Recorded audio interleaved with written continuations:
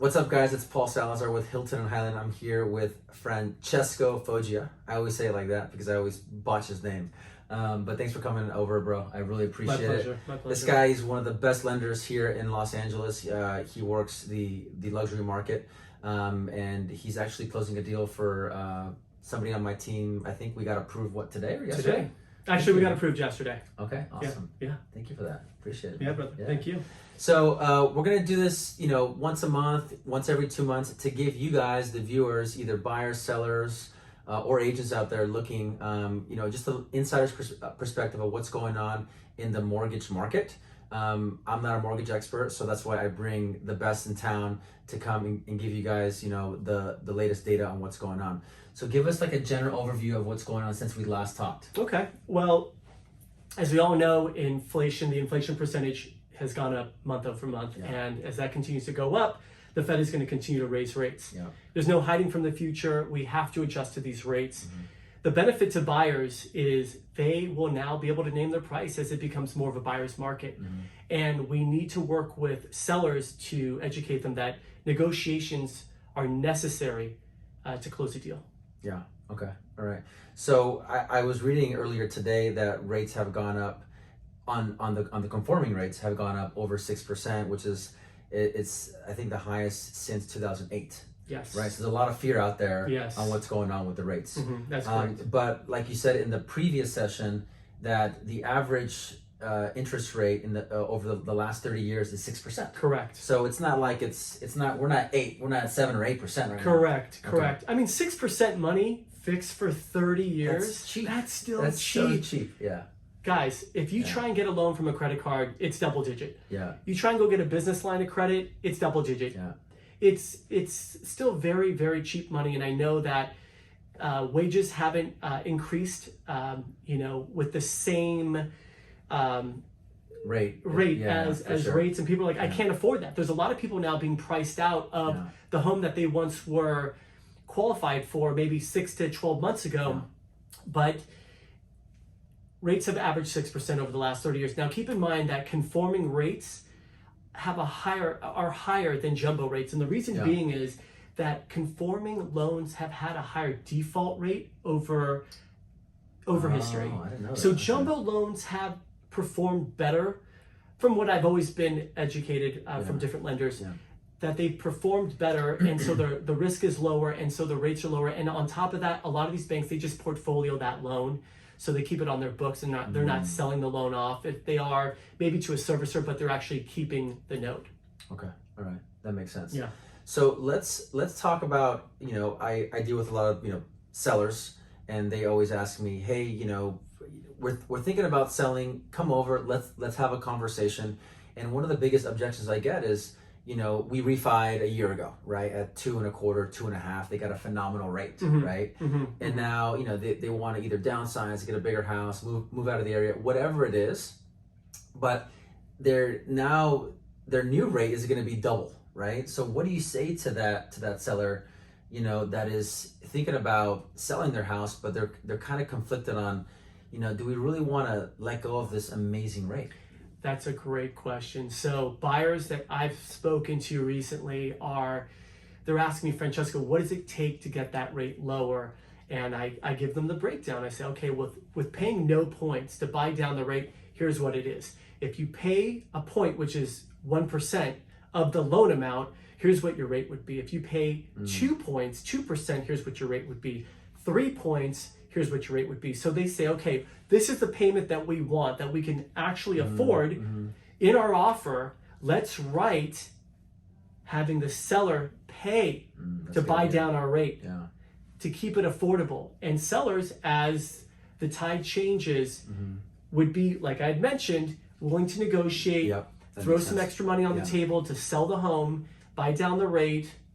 That makes sense, and I haven't seen that in a long time. Yeah, because it's been a seller's market for, over a little over 10 years, right? But I remember when I first started in 06, and I remember in 08 and 09 and 10, we were definitely asking the sellers to pay for closing costs, right? And we can use those closing costs towards buying down the rate. Right. But as a buyer, always do an analysis with your lender to figure out how long you're going to stay in the house and if it's worth it to buy down the rate, because there's going to be a break-even point. Is it 2 years, 3 years, 4 years down the road? If you're planning on being in this house for 10 years, it's always going to work out to buy down the rate. Right. Yeah. And then also remember that mortgages are front-loaded products, which means the majority of the interest that you pay on a mortgage is in the very first 7 to 10 years. Mm-hmm. And the banks know this. So they front-load it. So if the odds of a homeowner refinancing or selling is high in the first 7 to 10 years, 7-year ARMs are a great alternative to a 30-year fix. And I always ask my clients, what's your time horizon in this property? And if they say, well, I don't know. I say, well, how long have you lived in your last property? Do you anticipate on having a child? Do you anticipate making more money? Just behavior, how long do you normally hold on to things? Yeah. And some folks will say, yeah, probably 7 to 10 years. And then we do the analysis. That's the average, right? I think it's average. Yeah. So I do the analysis of here's a 30-year fixed payment and here's a 7-year fixed payment. And then you do the analysis of the difference, and you say, okay, I'm going to pay an extra $500 a month for a 30-year fix versus a 7-year fix. Is that $500 a month, that insurance basically, worth getting a 30-year fix at in the high 5s versus the 7-year fix maybe in the high 4s? That's a big difference. Yeah, that's something that you should definitely consult your mortgage consultant. For sure, because I think a lot of buyers get stuck into wanting that 30-year fix because it's what everybody talks about, right? The 30-year fix is it's like what our parents always did. It's a very conservative loan, which it's a great loan, obviously. But depending on, like Francesco said, like if you're gonna have a baby, are you gonna make more money? Are you gonna downsize or get a bigger house or move out of the area? There's so many different things, right? Because there's people that are going to become empty nesters, right? Their kids are going off to college and they want to downsize, right? So all these different things, all these different life events are going to play a part in what kind of loan you're going to get. So always consult with your lender, ask them what options you have, and look at the different options. I think most buyers only look at the 30-year fixed. Look at all the options out there. I mean, Absolutely. you still have interest-only loans. Interest only. Which I think personally is a great, I like to do interest only because I like to use that principal payment to go and invest in other kind of property, right? But that's just me. Right. Everybody's different. Yeah, interest only loans are great loans. To qualify for an interest only loan, you have to have considerable income because the banks don't qualify you on that interest only payment. They qualify you on most times a 20-year amortization, which means the interest only period is normally for 10 years. That leaves 20 years left to pay back the loan. So the bank says, okay, you want interest only? Show us that you can make the payment back in 20 years today.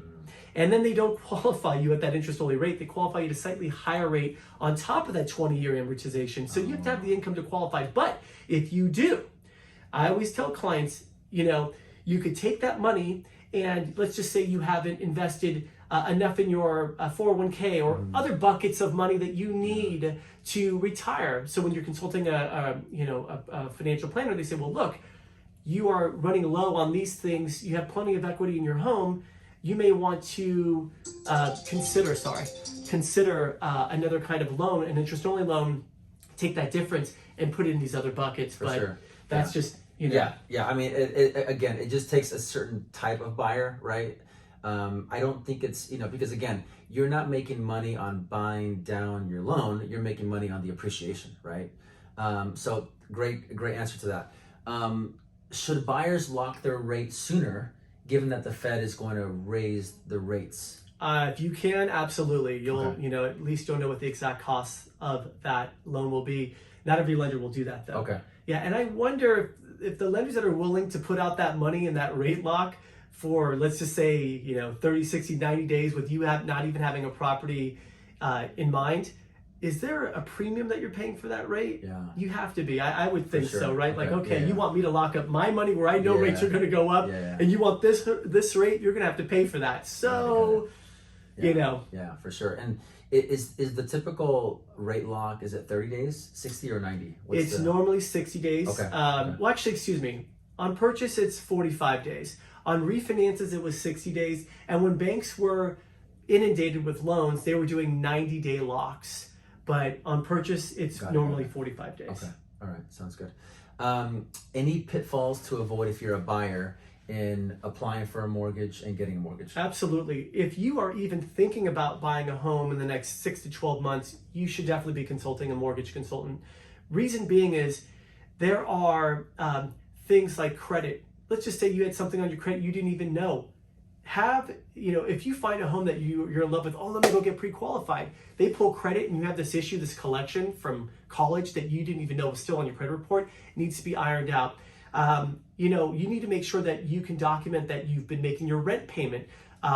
Also income. If you're receiving bonus, banks want to see a 2-year history of bonus income.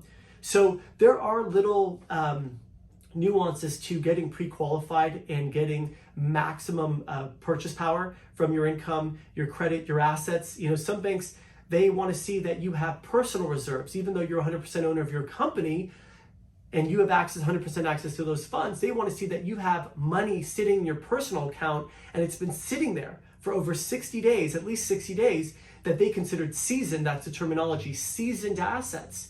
And it's been there for at least 60 days. Versus you saying, hey, Paul, I found this home, I want to buy it, let's write an offer. Oh, wait, all my money's sitting in my business account. I have nothing in my personal. Yeah. Well, most banks, they want to see it sitting in your personal. Now you're screwed for the next 60 days. So definitely consult your mortgage consultant prior to even thinking about buying a home before you fall in love with a home. At least 6 months. At least 6 months. And even 12 months, like if you think you're going to buy 12 months from now, just talk to a lender, get the process started. Have them run your credit, see what's going on with your credit. If there's any things that have to be, fixed, you have enough time. The last thing you want to do is fall in love with and I see this all the time. They're, going out at an open house and they fall in love with the house. They want to make an offer. They rush and get all the pre-qualification and the pre-approval, ready, and then they get denied for something that they could fix within a month or two, right? Or 3 months or whatever it is, right? Here's a funny story. I have a client called me. I make $3 million a year. Well, his business makes $3 million a year. He doesn't make $3 million a year. He has employees. He has all these expenses. The guy made still a lot of money, but not enough to qualify for the home that he wanted to buy. And he's like, what do you mean? I own 100% of this company. That's not how it works. Yeah. So that's why it's important to definitely, if you're self-employed, you definitely need to consult with a mortgage consultant because you want to make sure that you're showing enough personal income after all your expenses on your personal tax return. Yeah. And keep in mind that banks, when you're self-employed, they want to see a 2-year history of income, that your income is stable or increasing. If your income is decreasing more than 10%, the banks may see that as a sinking ship. So you have to write up a letter of explanation saying, okay, this is why my income's declined more than 10%. My P&L, my profit and loss and balance sheet show that I'm already back up and running in 2022. So, you definitely want to have that conversation because, yes, I understand you have legitimate expenses. You want to write off those expenses, but that could hurt you qualifying for a traditional, conventional loan. Your other option is if you do write it all off, you may be forced to take a non-traditional loan, which is higher interest rate. You have to pay points. It's expensive. Yeah, for sure. And I think a lot of business owners like myself, we like to write everything off, Amex card, your legitimate expenses, right? Your legitimate expenses. Yeah. But for real, that's really important that you have that conversation because, again, I've had clients tell me, oh my God, Francesca, my wife fell in love with this home. I need to get this home. Yeah. And I say to them, your only option is this kind of loan and it's expensive. So. Yeah. So just, again, plan ahead. That way you can figure out what you can do, with your money. Again, if it's in your business account and all you have to do is transfer it for a few months, right? That's not that hard of a thing Consult to do. your CPA on anything that you do that involves your finances. There you go. That's a good disclaimer. Consult your CPA. So let's do a scenario, right? Because I have a lot of buyers that are like, Paul, I want to wait until next year, right? Because I think that rates are going to go down and prices are going to go down, right? All the big forecasters, Fannie Mae, Freddie Mac, there's Zillow, and there's a lot of other ones. The average appreciation that they're saying over the next 12 months is going to be around 2.5%. Again, that's not here in Los Angeles. That's just kind of national average, right? A lot of people are saying doom and gloom. It's going to go down 10%. We don't know that, but let's just play the scenario out that it does go up 2.5%, right? Let's do a scenario of $2.5 million, right? So if they buy right now, or if they buy in 12 months from now, right? If they buy in 12 months from now, that $2.5 million house is going to cost them $62,000 more. At 2.5% appreciation. Yes, okay. exactly. Okay. So if rates right now are kind of in the high fives, right? Mm-hmm. And let's just say the rates do go down half a point, right? And it's down to the low fives. Okay. What are they going to save? I mean, listen, in the high fives on a $2 million loan, the payment's probably around $11,500, right around there. In the low fives, probably around 11 grand. So that's $500 a month times 12. That's $6,000 a year. So you're saving $6,000 a year right now. If you buy, if you buy right now, you're going to be paying $6,000 more, right? If rates go down, say next year. That's if you don't even refinance next year at a lower rate, right? Right. So you have to think about all this, but you're going to be paying $62,000 more on the actual house, right? So you're not saving any money; you're actually losing money. I don't have a crystal ball. He doesn't have a crystal ball, so we don't know what's going to happen with the markets. But what I do know is that, back in the Great Recession, we saw housing prices go down in the high teens, right? And right now, a lot of people that own houses have typically bought with 20% down. Not everybody, but in the luxury market, we're seeing at the minimum 20% down. Correct. And a lot of all cash buyers. So if you bought at least a year ago, you've already appreciated 5 to 10%. So most of the houses out there have a lot of equity, right? And in order for the market to go down a lot, I just don't see it happening. Again, I don't have a crystal ball. But based on what I'm seeing out there and the people I'm talking to, I don't see the market coming down that much. But if you're looking at buying now, talk to your agent, talk to your lender, and write down these scenarios, right? So at least you can make a better decision on what to do, right? If you think it's going to go down 10%, write that down on a spreadsheet. See what that looks like. Let me add this. To qualify for that loan, to qualify for a loan for the last 10 plus years, you've had to show the ability to repay the loan. That's tax returns, bank statements, etc. When the market tanked back in 2009, etc., they were just giving away money. If you had a social security number, you had employment, or sometimes they would do no income, no asset loans. I mean, they were just really giving away money, thinking the market was going to continue to go up and up and up. There was no regulation. Well, then the pendulum swung. It was crazy regulation. So again, the ability to repay adds to what you're saying because you had to qualify. Sorry, guys. You had to qualify for that loan. And as you had mentioned, most people were putting down 20%, and the market's gone up since 2012, 13, 14 on 10 up. years. Yeah, 10 years. So there's a lot of equity. Now, yeah. yes, some people have already refinanced and pulled some cash out, etc. But cash out refinances, banks don't allow you to leverage 90, 100%. No. Some of them will only go up to 80%. Maybe some will go up to 90 with the HELOC, whatever. But still, the majority of people still have 20 to 30% equity in their home up until last year. So I don't know. I mean, again, we don't have a crystal ball, and we are in Los Angeles. But in Los Angeles, unless there's a huge macroeconomic event that really crashes the market, which I know the stock market is up and down, I don't see that happening. Maybe, the appreciation will go from what we were realizing, 10% year after year. Back down to 2.5%, which is pretty. Like, I think the average over the last 30 years is like around 3 to 4%. Yeah, that's inflation. Right? Inflation is average right around there. So that's what the Fed's trying to do. That's why they're raising interest rates. They don't want the market going up 10% year after year after year. Okay, that's what they don't want. That's why they're raising rates. And once they get that under control and they get to the point where they're at the ceiling and there's so many indicators of we could potentially be in a recession, there's just not enough income going around to support all of this. They're going to continue to, they're going to tighten up the money supply up until that ceiling. And then when they say, okay, we've reached it, then they could start bringing it down tad by tad. And they're going to get it down to that 2.5%, to keep it at that 2.5% mark. So it's a balancing act. Bottom line is, I think real estate's a great investment, as we all know, because it's the best long-term place to accrue wealth over the next 10, 20, 30 years. Especially during inflation, right? Like, it's the hedge against inflation. Exactly. It's the best hedge against inflation. Exactly. Right? There's a lot of opportunity with real estate. So, at this point, yes, rates are going up.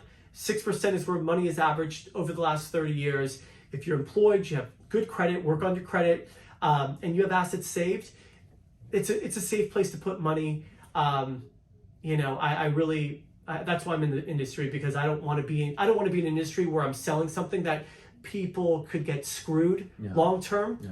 I need to sleep well at night. Yeah. Bottom Same. line, Yeah, right? for You want to sure. sell something that For you can sure. touch and Yeah, that yeah. people can appreciate and say, Yeah. oh, this is my home. Yeah, exactly. Versus some stock that we don't know. I'm not on the board of directors of these companies. I don't know how they're gonna, I'm investing Sure. in a home. I know the neighborhood. I can touch my asset. Yeah. You You can enjoy your asset. there are some tax advantages to owning real estate. Consult your CPA, Yeah, right? for sure. And then if you can't afford the payment, you rent it out. If you can rent it out, and then this way you're like, all right, I'm at least covering the nut, or at least 80% of the nut, and you're paying the difference. So And speaking of that, Francesco actually owns a lot of investment properties. So next time, what we're going to do is we're going to talk about what his investment strategy is, because I'm curious, and I'm sure everybody else is curious on what you're doing and how it's panning out. yeah, If you guys have any questions, make sure to leave a comment down below and hit the subscribe button. Thank you. awesome. See ya.